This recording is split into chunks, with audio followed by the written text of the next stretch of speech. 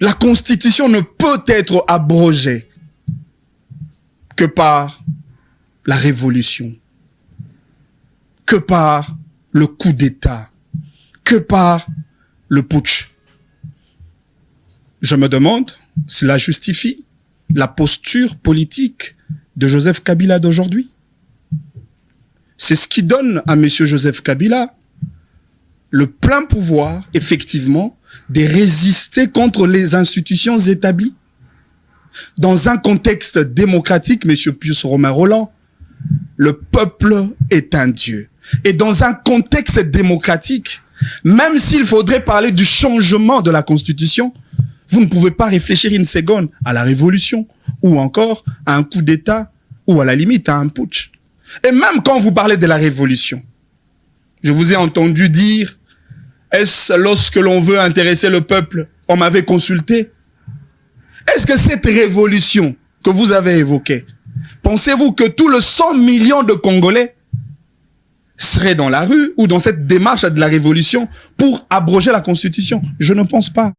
Et les seuls moyens pour que le peuple intervienne directement dans un contexte de gestion de la chose publique de l'État, c'est soit le moyen des élections, qui peut se faire dans un suffrage universel direct, ou soit par un moyen du référendum, là où on consulte le peuple sur les questions d'État.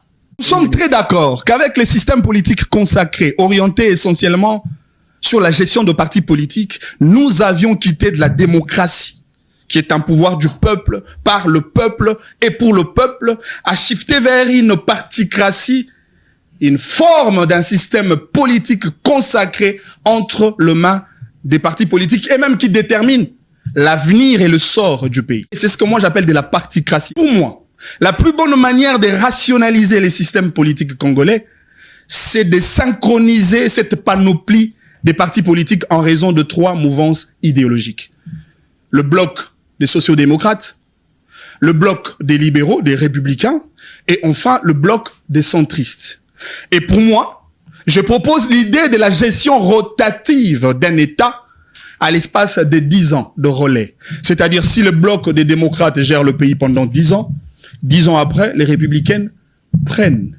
Et cela va nous épargner effectivement le coût financier inutile qu'on engage chaque 5 ans, généralement estimé à la hauteur de 1,5 milliard de dollars, alors que nous en avons besoin pour l'agriculture et les routes évoquées par mon ami Pius Romain Rolland. Et si l'université venait enfin à vous? Avec université.cd, plus besoin de choisir entre vos études, votre travail ou votre famille. Étudiez où que vous soyez, à tout moment, depuis votre smartphone, votre tablette ou votre ordinateur. Suivez des cours en ligne, échangez avec vos enseignants et préparez un diplôme reconnu sans quitter votre ville. La plateforme met en relation les étudiants avec des universités partenaires en République démocratique du Congo et propose un apprentissage 100% en ligne, pensé notamment pour les professionnels et la diaspora. Rendez-vous sur le site université.cd pour vos inscriptions ou plus d'informations.